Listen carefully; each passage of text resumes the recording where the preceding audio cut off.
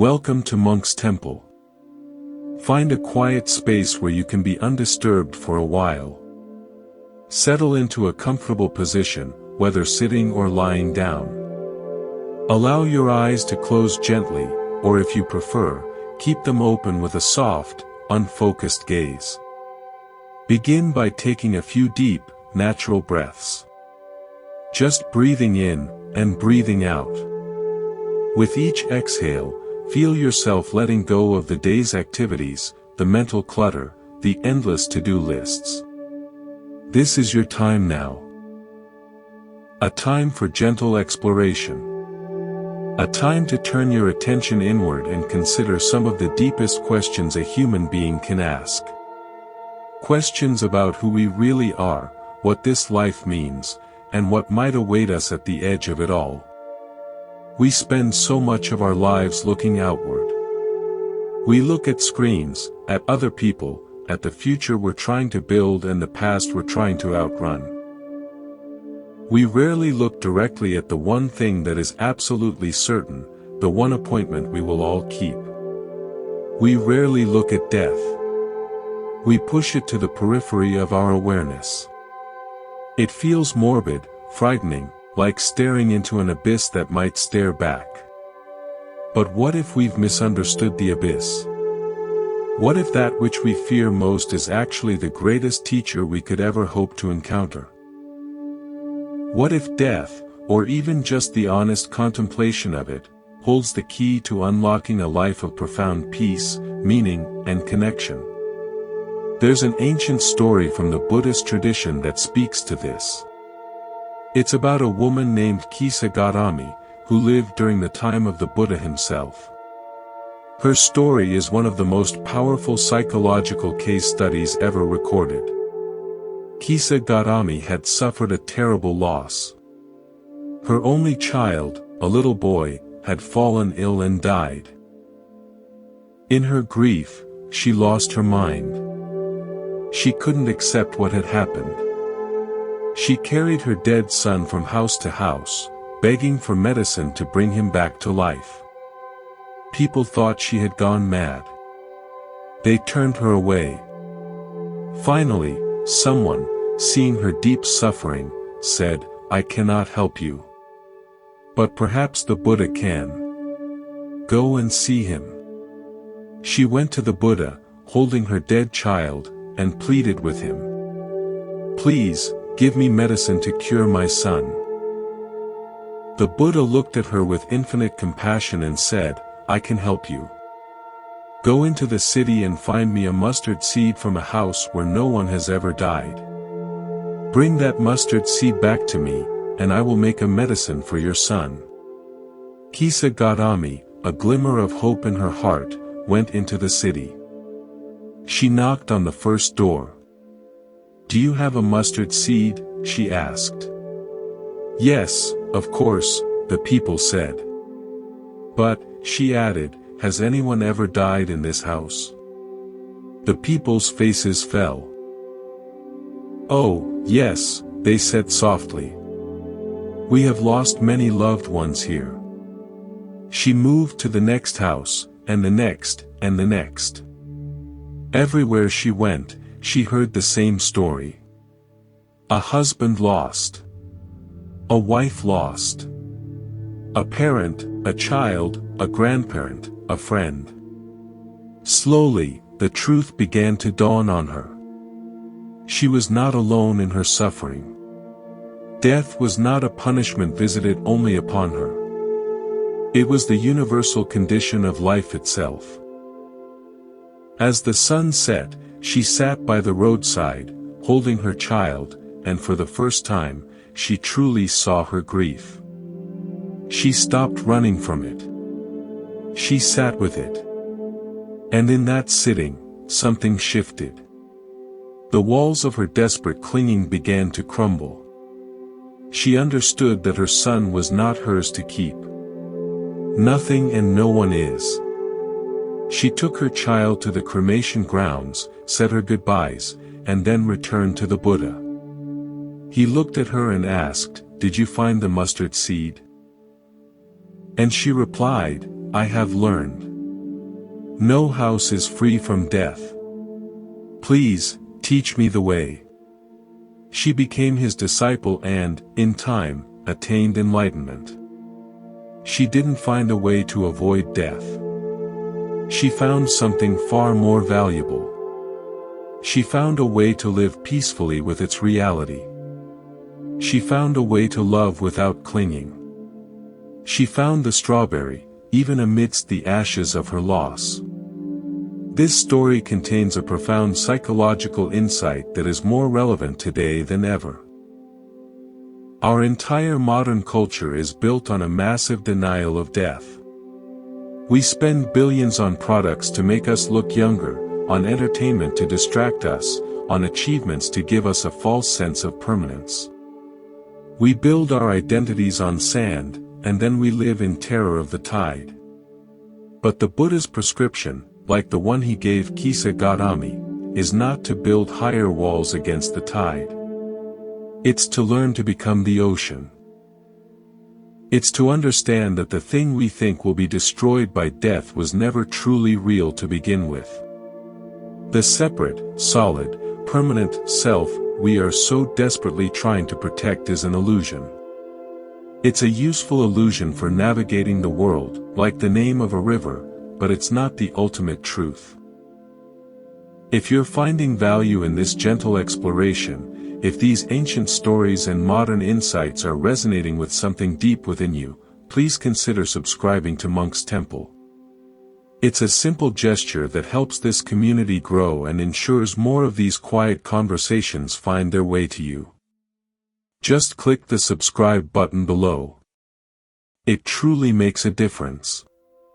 And now, let's continue our journey together. Let's bring this wisdom into the present moment, into the language of modern psychology. The story of Kisa Gautami is not just an ancient parable. It's a perfect description of what we now call the process of grief and acceptance. Psychologists speak of the stages of grief, and denial is always the first. Kisa Gautami's frantic search for medicine, her refusal to accept reality, is the purest form of denial. Her journey from house to house, collecting the truth of universal suffering, is the slow, painful movement through that denial toward acceptance. But acceptance in the psychological sense is often misunderstood. It's not resignation. It's not giving up. It's the moment you stop fighting reality. It's the moment you open your eyes, see what is actually there, and finally, truly see it. Only then can you respond wisely. Only then can you begin to heal. This is where the work of researchers like Dr. Pim van Lommel becomes so fascinating. It provides a scientific mirror to this ancient wisdom. Dr. van Lommel, a Dutch cardiologist, conducted one of the most important studies of the late 20th century, whether the mainstream realizes it or not. He and his team studied hundreds of patients who had survived cardiac arrest. These were people who had been, by every medical definition, clinically dead. Their hearts had stopped beating. Blood had ceased flowing to their brains. Their brainstem reflexes were absent. According to the standard materialist model of consciousness, which tells us that the brain produces consciousness like a liver produces bile, these people should have been blank. There should have been no experience whatsoever. It should have been like a computer that's been unplugged. A dark screen. Nothing. But that's not what they found. They found that 18% of these patients returned with vivid, detailed, and coherent memories from that period of unconsciousness. Not chaos, not fragments, but organized, meaningful experiences. They reported floating above their own physical bodies, watching the resuscitation efforts from a corner of the ceiling. They accurately described events that had occurred in the room while they were clinically dead, things they could not possibly have seen from the perspective of their lifeless body on the bed. They described traveling through a dark space toward a brilliant, loving light. They encountered deceased relatives who welcomed them. They experienced a life review where they saw their entire existence unfold in an instant, not just from their own perspective, but feeling the impact of their actions on everyone they had ever encountered. And crucially, when they returned, they were fundamentally and permanently changed. Now, let's sit with this for a moment. Let's not rush to conclusions or beliefs. Let's just consider the psychological implications of this data. If even a fraction of these reports are accurate descriptions of genuine experience, then our entire understanding of the relationship between mind and brain is incomplete. The dominant materialist paradigm tells us that when the brain goes down, consciousness goes down with it. Game over. Lights out. But these experiences suggest something else entirely. They suggest that the brain might not be the producer of consciousness, but rather its receiver, its facilitator, its translator. Think of it this way. Imagine a radio. A radio doesn't produce the music you hear. The music, the information, the signal, exists independently of the radio, invisible and silent, traveling through the air all around us. The radio's job is to take that non-local signal and translate it into something your local ears can perceive. If the radio is old and damaged, the sound is distorted. If it's a high-quality system, the sound is rich and clear. But the music itself is not inside the radio. The music is everywhere. If you smash the radio, you haven't destroyed Beethoven's Fifth Symphony. You've only destroyed one particular receiver's ability to play it in that particular room. Now, apply this metaphor to the brain. In ordinary waking consciousness, the brain is doing its job, translating the vast, non-local field of consciousness into a localized, linear, personal experience. It filters reality down to a manageable stream.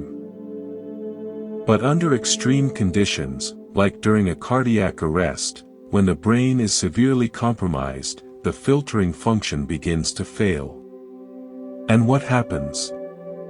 Instead of consciousness disappearing, as the materialist model would predict, it actually expands.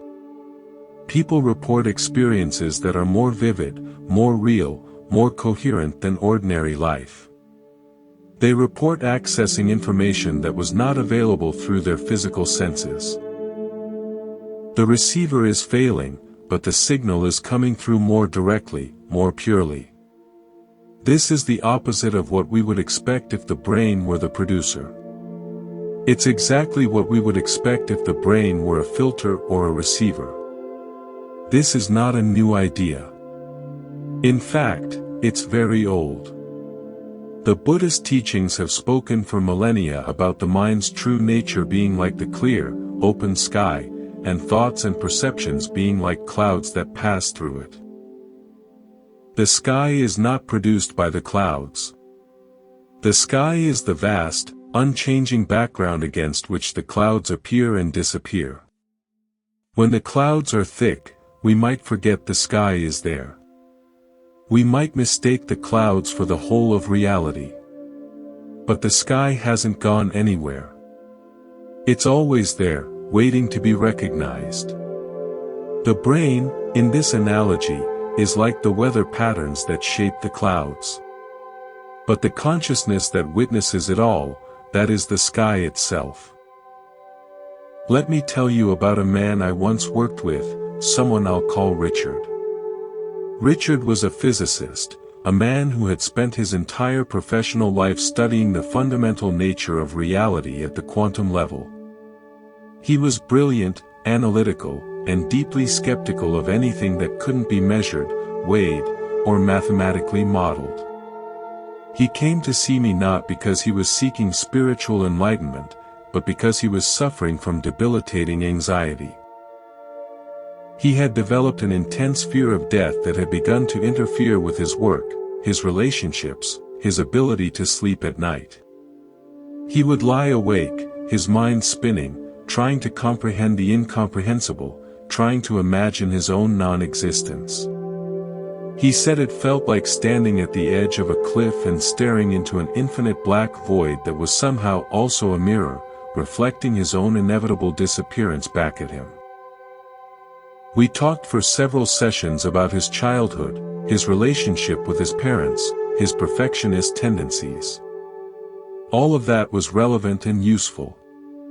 But the real breakthrough came when I introduced him to a simple mindfulness practice, one that invites us to look directly at the nature of the mind itself. I asked him to sit quietly and simply notice his thoughts. Not to engage with them, not to follow them, not to push them away, but just to notice them arising and passing, like clouds in the sky. He did this for several minutes. Then I asked him a question. Richard, when you notice a thought arising, are you the thought, or are you the one noticing the thought? He thought about it for a moment and said, I'm the one noticing it. The thought is there, but I'm here, watching it. Good, I said.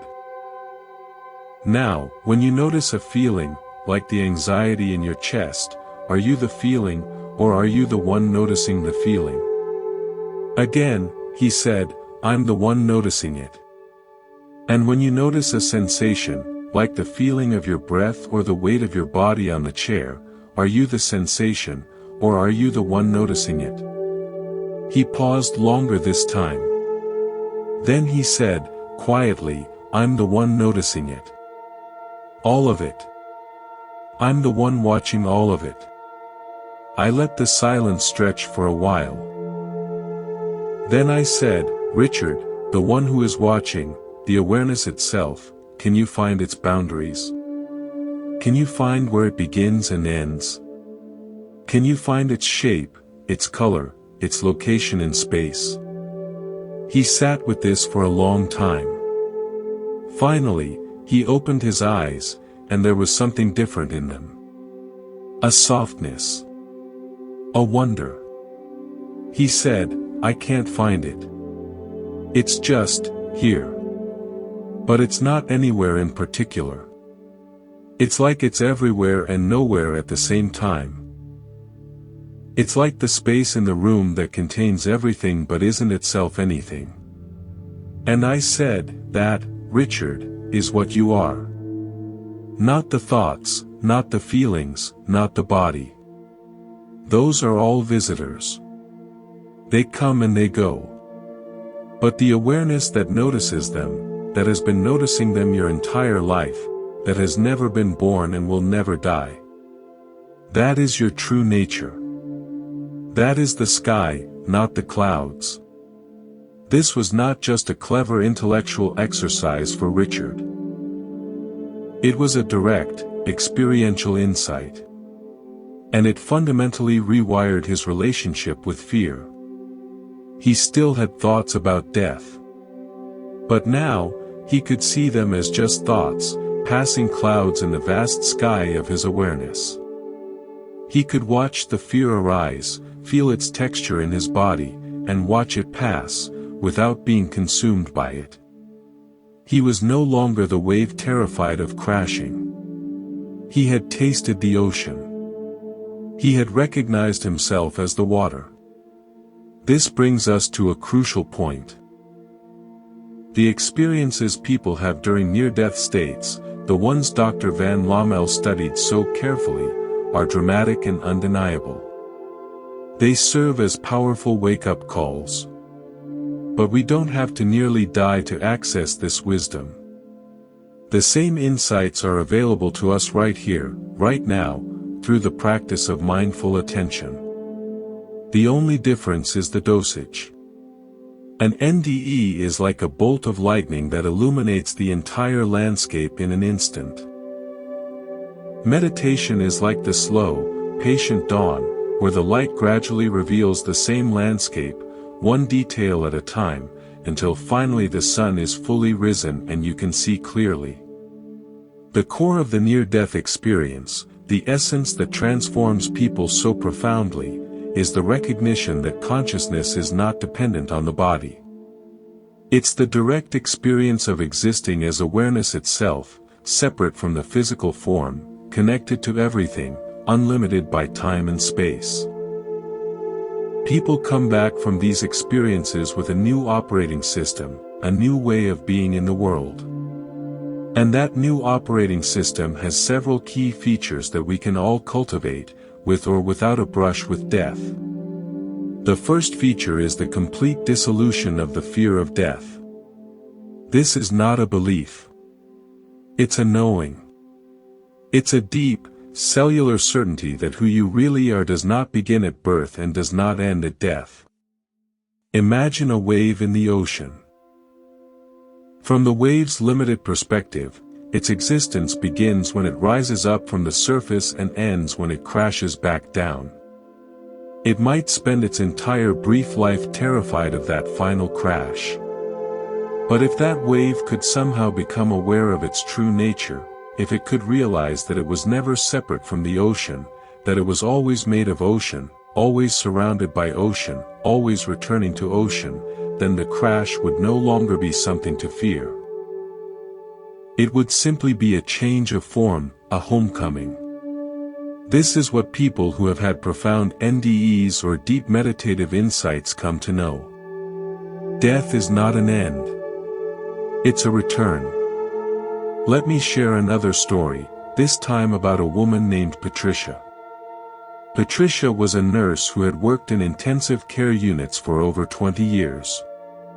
She had seen countless patients die, had held many hands in their final moments, had comforted countless grieving families.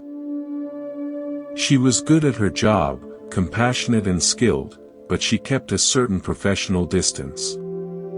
She had to, she told herself, to survive emotionally.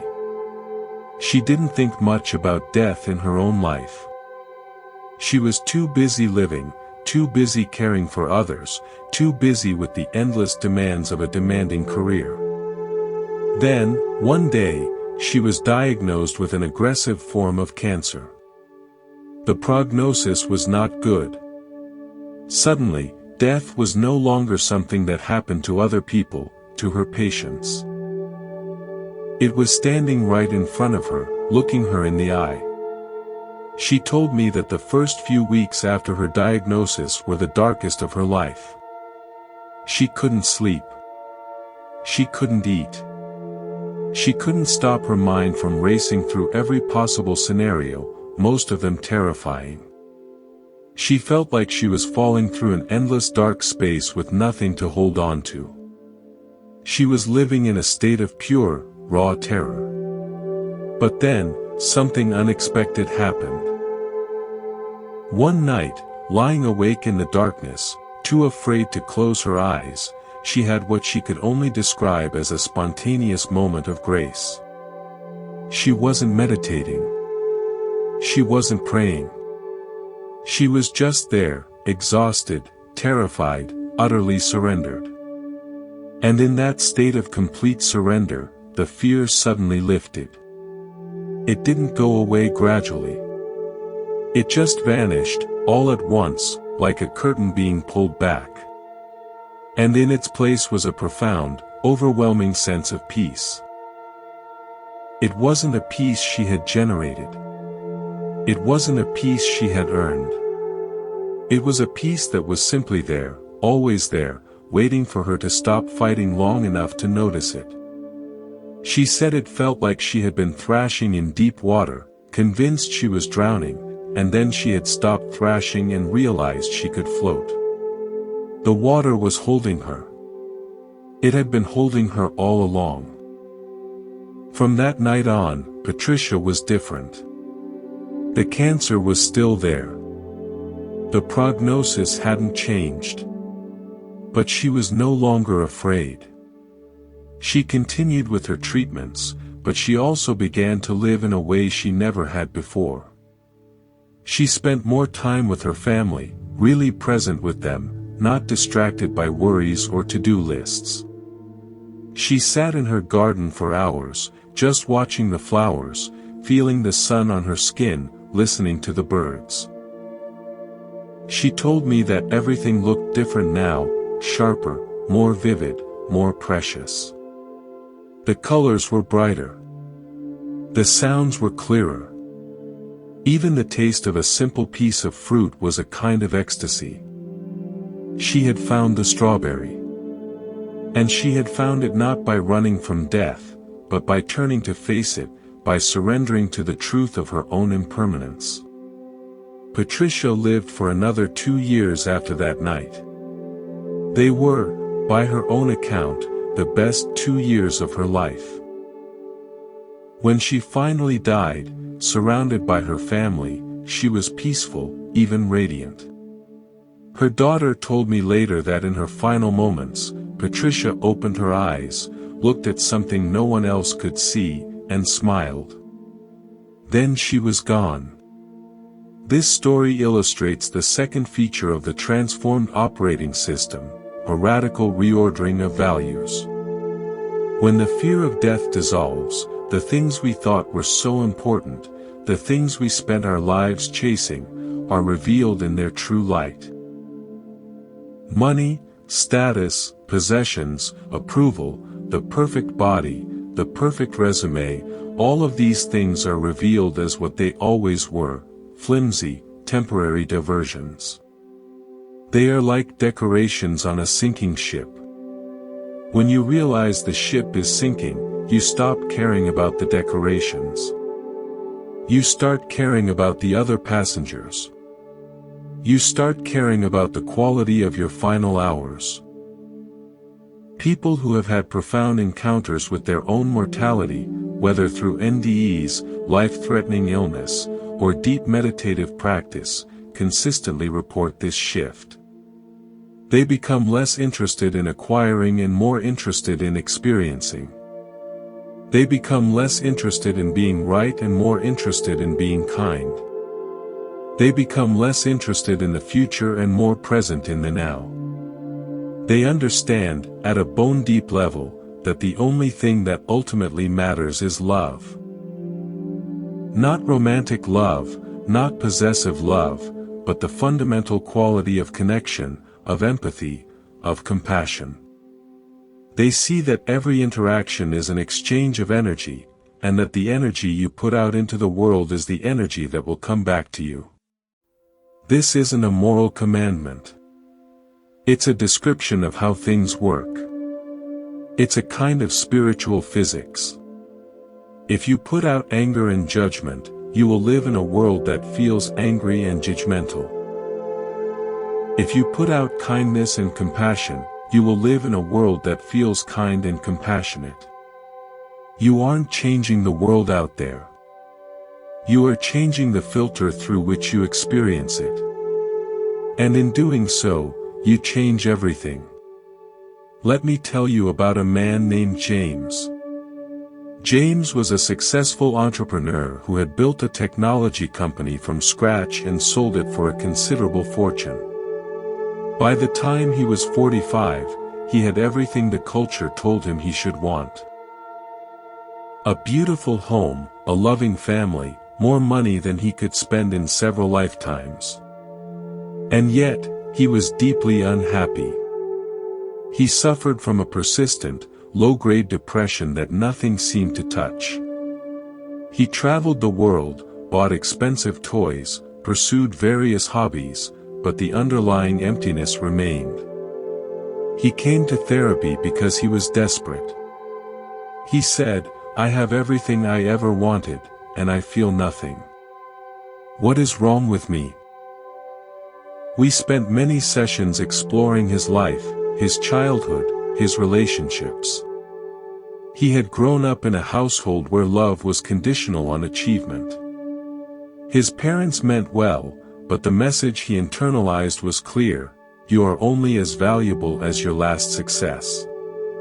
So he achieved, and achieved, and achieved, hoping that one day he would achieve enough to finally feel worthy.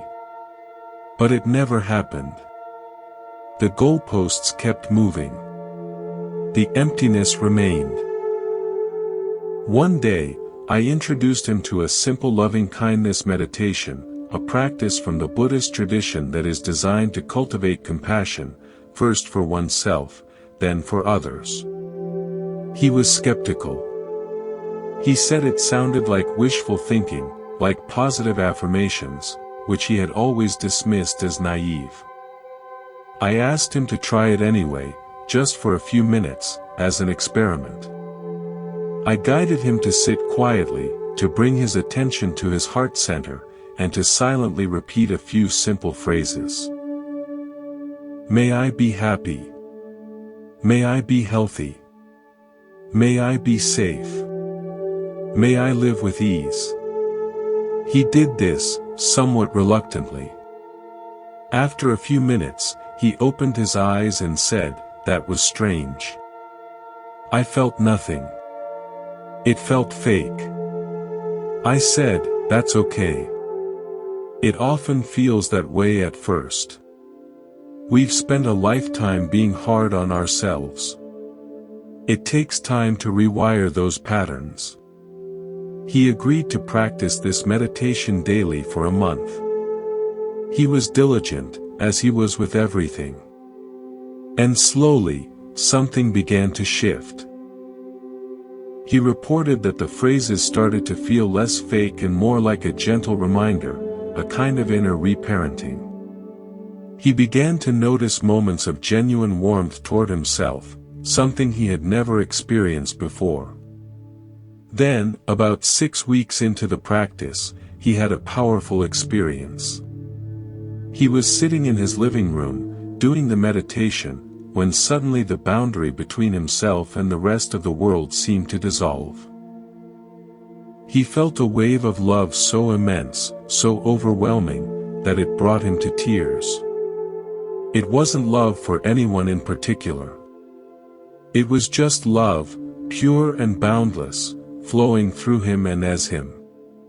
He felt connected to everything, to his family, to strangers on the street, to the trees outside his window, to the sky above.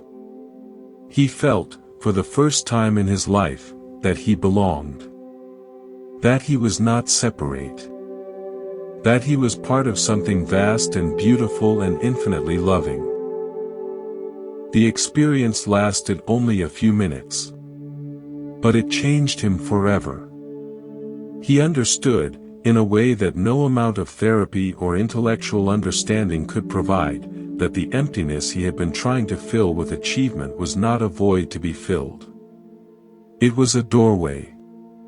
It was the space in which love could enter. He had spent his whole life trying to build himself up into something solid and impressive, only to discover that peace lay in letting himself be transparent, in letting the light shine through. This is the third feature of the transformed operating system, enhanced intuitive sensitivity and a felt sense of connection. People who have had these experiences often report that they become more aware of the emotional states of others. They walk into a room and instantly feel the tension or the joy. They know what someone is about to say before they say it. They feel a sense of kinship with animals, with plants, with the earth itself. This isn't a superpower. It's a byproduct of the walls coming down. Our ordinary consciousness is like a house with thick walls. We feel separate, insulated, safe. But those same walls that keep us safe also keep us isolated. When they begin to crumble, we feel the weather of other minds. We feel the interconnectedness that was always there, but that we were too defended to perceive. For some people, this enhanced sensitivity is initially overwhelming. They don't know how to handle the influx of information, the constant awareness of others' pain. They have to learn new skills, new ways of being in the world that honor this expanded awareness without being consumed by it. They have to learn to open and close the windows of their perception intentionally, to ground themselves in their own bodies, to distinguish between their own emotions and the emotions they are picking up from others. This is a whole new kind of psychological education, one that our current culture does not provide. But it is possible. And it is deeply rewarding. James eventually sold his company and used his wealth to fund programs that teach mindfulness and compassion in underserved communities. He said he had finally found work that mattered. He wasn't just making money anymore. He was making a difference. He was helping others find the peace he had found. He was passing on the strawberry. Let's return for a moment to the scientific perspective and consider what Dr. van Lommel's research reveals about the nature of these transformative experiences. His prospective study, published in one of the world's most respected medical journals, the Lancet, was groundbreaking for several reasons. First, it was prospective, meaning he and his team designed the study before collecting the data. They decided in advance which patients to include, what information to gather, how to measure the results. This is the gold standard in medical research.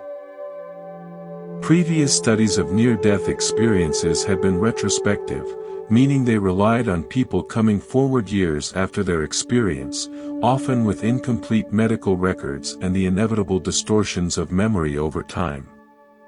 Van Lommel's study eliminated many of these variables. He and his team studied 344 consecutive survivors of cardiac arrest in 10 Dutch hospitals.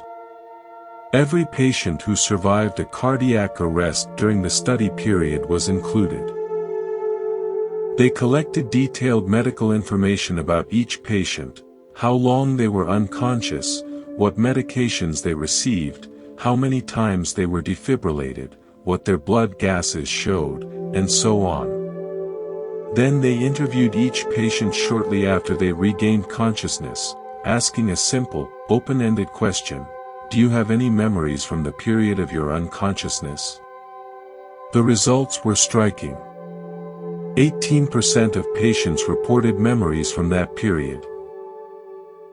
And these memories were not random fragments or confused hallucinations. They were coherent, organized, and deeply meaningful. They contained the classic elements we've been discussing: the out-of-body experience, the tunnel, the light, the life review, the encounter with deceased relatives, the sense of unconditional love, the border or point of no return. And when van Lommel and his team analyzed the medical data, they found something that challenged every materialist assumption. The patients who reported NDEs were not different from those who didn't in any medically measurable way. The duration of cardiac arrest didn't matter. 3 minutes or 8 minutes, it made no difference. The level of oxygen in the brain didn't matter. All patients had experienced lack of oxygen. The medications they received didn't matter. Their age, gender, religion, education, fear of death before the event, none of it mattered. There was no medical or physiological factor that could explain why some patients had these profound experiences and others didn't. This is the scientific equivalent of a stone in the shoe. It doesn't prove the existence of an afterlife, but it does prove that our current materialist model of consciousness is incomplete. It proves that consciousness can function, and even function more richly and vividly than normal, under conditions where the brain is severely impaired. This is not what the model predicts. In science, when the data doesn't fit the model, you don't throw out the data. You revise the model. Van Lommel also did something else that was crucial. He conducted a longitudinal follow-up study, interviewing the same patients 2 years and 8 years after their cardiac arrest. He compared those who had reported NDEs with a matched control group of cardiac arrest survivors who had not reported NDEs. The control group was matched for age, gender, and time since the event. This allowed him to see whether the profound transformations associated with NDEs were actually caused by the NDE itself, or whether they might be a result of simply surviving a life-threatening event. The results were clear.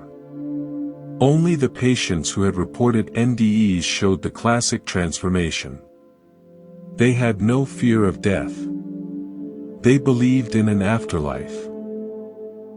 They had a new understanding of what is important in life, prioritizing love, compassion, and service over material success. They reported enhanced intuitive sensitivity. The control group, the patients who had survived cardiac arrest without an NDE, did not show these changes. They were grateful to be alive, certainly, but their worldview and values remained largely the same. This is powerful evidence. It suggests that the transformation is not a result of nearly dying, but a result of the specific experience of expanded consciousness during that period of clinical death. The experience itself is the agent of change. Now, let me share with you the story of a woman named Maria, whose experience beautifully illustrates the practical, actionable wisdom that emerges from these encounters with expanded consciousness. Maria was a schoolteacher, in her early 50s, when she had a stroke that left her in a coma for several days. She was not expected to survive. Her family gathered, said their goodbyes, prepared for the worst. But Maria did survive. And when she woke up, she was not the same person who had gone to sleep. During her coma, she had what she later described as the most real experience of her life. She found herself in a place of incredible beauty, a landscape of rolling hills and vibrant colors that seemed to glow from within. The light was different there, she said. It wasn't coming from any particular source, like the sun. It was coming from everywhere, from everything. The trees, the grass, the flowers, they all emitted their own soft, luminous light. And she felt completely at home, more at home than she had ever felt anywhere on earth. She met her grandmother there, a woman who had died when Maria was just a child. Her grandmother didn't speak in words, but Maria understood everything she communicated. It was a communication of pure knowing, of love, of acceptance. Her grandmother showed her scenes from her own life, but not in a linear way. She saw everything at once, the joys and the sorrows, the triumphs and the failures, all woven together into a single, perfect tapestry. And she understood, with complete clarity, that every moment of her life had been exactly as it needed to be. There were no mistakes. There was nothing to forgive, least of all herself. Then she was shown something else. She was shown her classroom, the elementary school where she had taught for over 20 years. But she wasn't seeing it from the outside. She was somehow inside the experience of her students. She felt what it was like to be the shy girl in the back who never raised her hand. She felt the anxiety of the boy who struggled to read, his shame at being called on, his fear of being mocked. She felt the chaotic home life of another child, the hunger, the noise, the lack of safety. She experienced, directly and without filter, the impact she had had on these children, both the positive and the negative. She saw how a moment of impatience from her had landed in one child's heart and stayed there for years. She saw how a moment of genuine encouragement had given another child the strength to keep trying. And she understood, at a depth that words cannot capture, that every interaction matters. Every word, every glance, every gesture sends out ripples that continue long after we've forgotten the moment. When Maria returned to her body and eventually recovered enough to go back to work, she was a different teacher. She couldn't go back to the old way of doing things, the curriculum-focused, test-driven approach that had defined her career. She started each day by simply looking at her students, really looking at them, seeing the whole human being sitting in front of her, not just the student.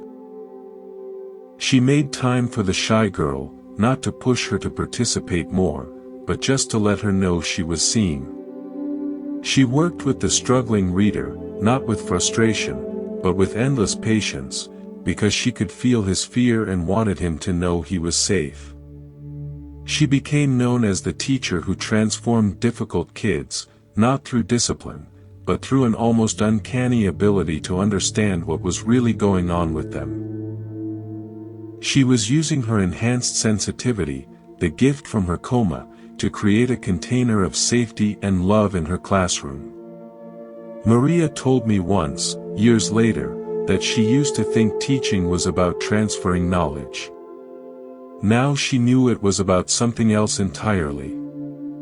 It was about seeing the light in each child and helping them see it in themselves. It was about creating a space where they could feel safe enough to learn, to grow, to make mistakes, to try again. She said, "I used to be so focused on the destination, on getting them to pass the test, to graduate, to succeed. Now I know the journey is all there is. The way I am with them in this moment is what matters. Everything else will take care of itself." This is the wisdom that emerges from the near-death experience, the wisdom that is also at the heart of the Buddhist path. It's the wisdom of presence. It's the wisdom of seeing clearly. It's the wisdom of understanding that we are all connected, that our actions have consequences, that love is not a nice idea but the fundamental fabric of reality. And the beautiful, hopeful truth is that we don't have to nearly die to access it. We can cultivate it, right here, right now, through the simple practice of paying attention. Let me tell you about a man named David, whose story offers another window into this transformative process. David was a paramedic, a man of action and science, someone who had spent his entire career responding to emergencies, saving lives, and witnessing death up close. He had seen hundreds of people die. He had performed CPR countless times. He had held the hands of the dying and comforted the grieving. On the outside, he was calm, competent, unflappable. On the inside, he was carrying a weight he didn't even fully recognize. He coped by staying busy, by focusing on the next call, the next task, the next problem to solve. He never stopped moving, because when he stopped, the darkness crept in. The darkness was the fear he never admitted to anyone, not even himself. It was the fear of his own death, the fear of the void, the fear that all his work, all his skill, all his courage would ultimately amount to nothing. He would wake some nights in a cold sweat, heart pounding, from dreams of falling into an endless black emptiness. But by morning, he would push it aside, put on his uniform, and go back to work. He was a professional. He was needed. There was no time for existential dread. Then one day, everything changed. He was on a long cycling ride, a rare day off, when a car drifted across the center line and hit him head-on. The impact threw him 30 feet. His heart stopped at the scene. He was clinically dead for several minutes before a colleague, a man named Mike who had been off duty and driving home, happened upon the scene and recognized him. Mike performed CPR, shocked him with an AED, and brought him back. But during those minutes when David's heart was still and his brain was without blood flow, he was having an experience that would redefine everything. Later, when he was stable enough to talk, he described it to me. He found himself floating above the scene, looking down at his own broken body lying in the road. He saw Mike working on him, tears streaming down his face, muttering prayers under his breath as he pumped David's chest. David felt an immense wave of love for Mike, a love so pure and overwhelming that it brought him to tears just describing it.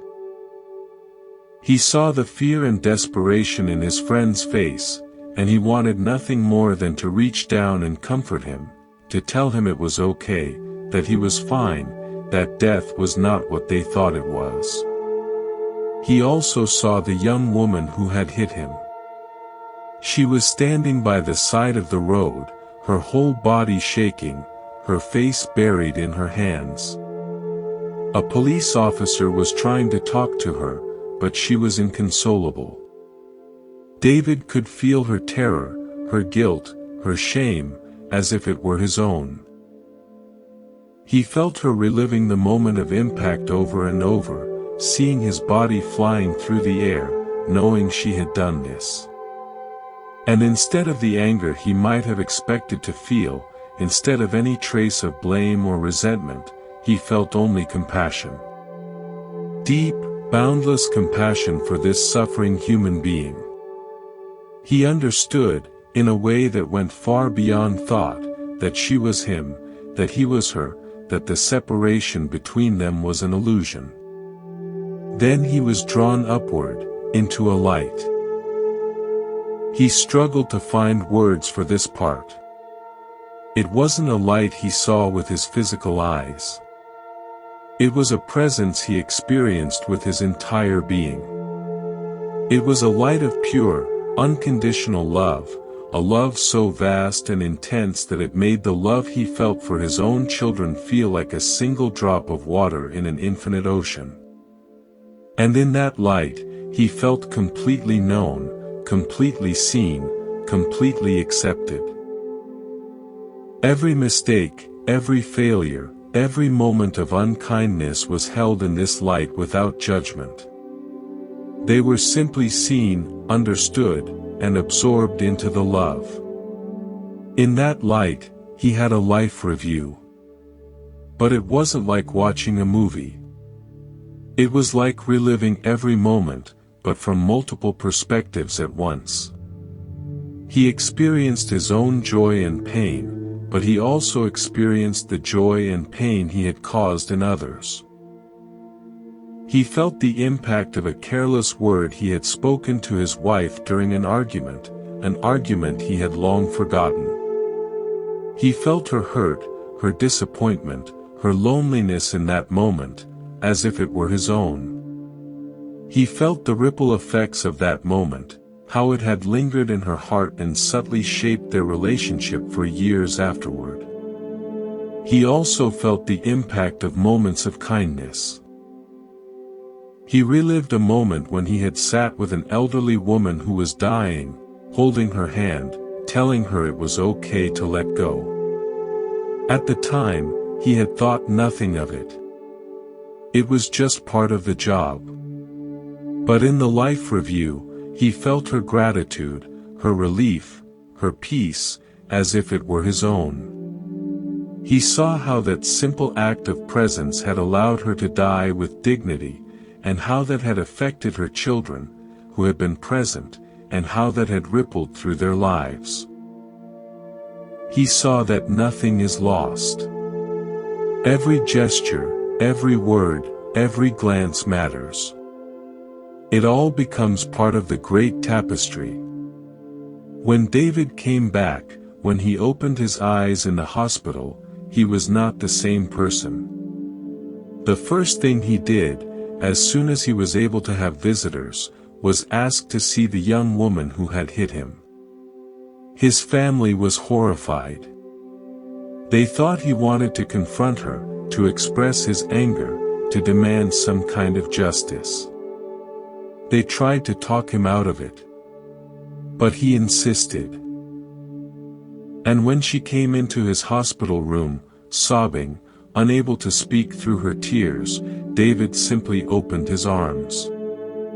He held her. He told her it was an accident. He told her he forgave her completely.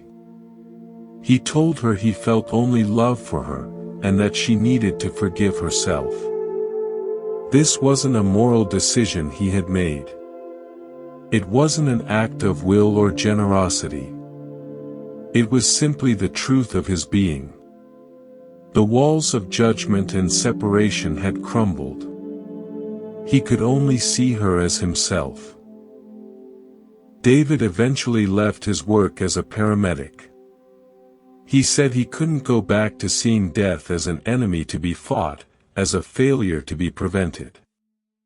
He started working in hospice, sitting with the dying, helping them and their families navigate that final passage. He became known for his extraordinary presence, his ability to be completely at ease with people who were terrified. Families would request him specifically. They said he had a quality they couldn't name, a peace that seemed to fill the room. He had learned, in those few minutes of clinical death, that there is nothing to fear. He had learned that love is the only reality. And he spent the rest of his life simply being a channel for that love. As we approach the end of this long, gentle exploration, I want to invite you to settle even more deeply into this moment.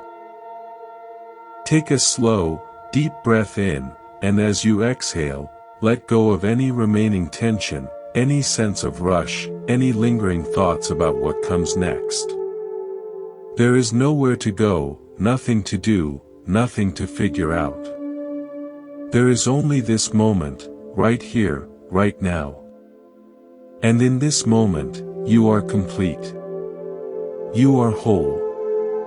You are exactly as you need to be. We have covered a lot of ground together. We have wandered through ancient stories and modern research.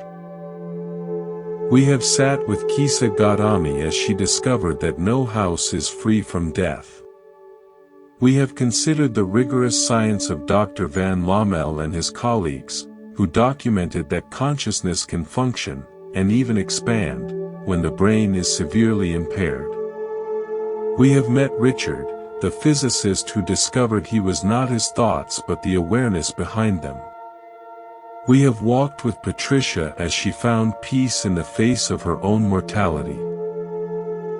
We have watched James transform from a man driven by achievement to a man driven by love.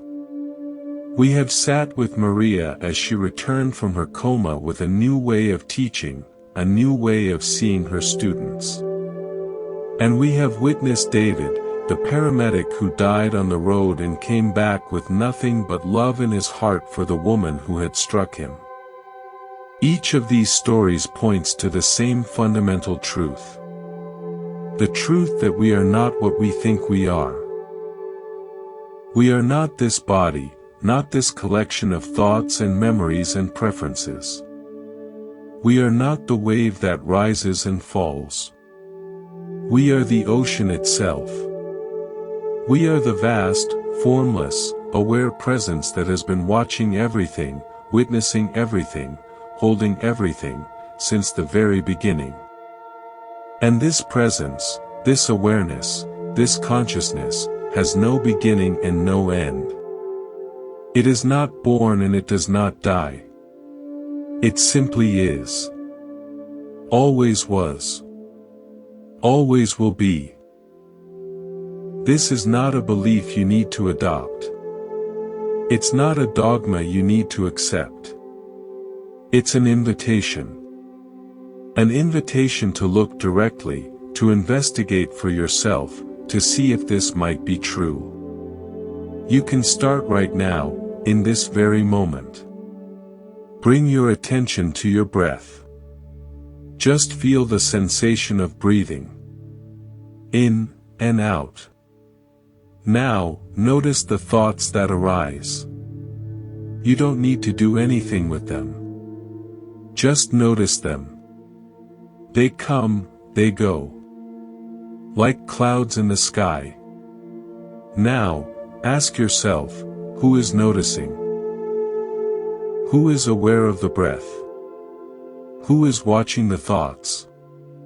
Don't answer with words. Just feel. Just rest in the awareness itself. Feel the sense of being present, of being awake, of being here. That awareness, that presence, that's what you are. Everything else is just a visitor. This is the practice that transforms everything. Not just understanding these ideas intellectually, but actually resting in this awareness, again and again, moment by moment. The more you do it, the more familiar it becomes. The more you recognize yourself as the ocean, the less you fear the crashing of the waves. The less you fear death. The less you fear loss. The less you fear anything at all. Not because you've built stronger walls, but because you've realized there was never anything to fear. You were always safe. You were always home. The great Tibetan Buddhist master, Padmasambhava, said something beautiful about this. He said, "Although my vision is vast as the sky, my attention to karma, to cause and effect, is as fine as a grain of flour." This is the paradox. When you realize the vastness, when you know yourself as the infinite ocean, you don't stop caring about the waves. You care more. You see that every action, every word, every thought sends ripples through the infinite. You understand that how you are in this moment matters, not because you're building towards some future reward, but because this moment is all there is. The way you treat the person in front of you is the way you treat the universe. The kindness you offer yourself is the kindness you offer all beings. This is the transformation we've been talking about. It's not about escaping the world. It's about being more fully in it. It's not about becoming less human. It's about becoming more fully human, more fully alive, more fully present. People who have had near-death experiences don't come back wanting to leave the world. They come back wanting to love the world more completely. They see the beauty in everything. They taste the strawberry in every moment. You don't have to wait for a dramatic experience to begin living this way. You can start now. You can start with the next breath. You can start with the next person you meet. You can start by being a little kinder, a little more patient, a little more present. You can start by forgiving yourself for not being perfect. You can start by forgiving others for not being what you wanted them to be. You can start by noticing the small beauties, the way light falls on a leaf, the sound of rain, the warmth of a cup of tea in your hands. These are all strawberries. These are all invitations to wake up. As we come to the end of our time together, I want to leave you with a simple practice you can carry with you. It's a practice I learned from a Buddhist teacher many years ago, and it has been a companion to me ever since. Several times a day, just pause. It doesn't have to be long. Just a few seconds. Stop whatever you're doing. Take a breath. And ask yourself, what is here, right now? Not what should be here, not what was here, not what might be here later. What is actually here? Feel your body. Notice your breath. Notice the space around you. Notice the awareness that is noticing all of this. Just for a moment, rest in that. Let everything else fall away. This is your home. This is where you belong. This is what never leaves you. Do this regularly, and you will begin to notice a shift. The background anxiety that so many of us carry, the low-grade hum of worry and dissatisfaction, will begin to quiet. The compulsive reaching for something better, something more, something different, will begin to relax. You will find yourself more able to be with what is, whether it's pleasant or unpleasant, because you'll know, deep down, that you are the space in which all of it appears, and you are not harmed by any of it. And when death finally comes, when the last breath leaves your body and the physical form begins to dissolve, you will not be afraid. You will recognize it for what it is. A homecoming. A return to the ocean. A release into the light. You will know, in that moment, that you were never born and you will never die. That this life, with all its joys and sorrows, was a precious, brief, beautiful dream. And you will wake from it, not into nothingness, but into everything. Thank you for sharing this journey with me here at Monk's Temple. May you find peace in the midst of your busy life. May you discover the love that has always been here, waiting for you. May you taste the sweetness of this present moment, again and again.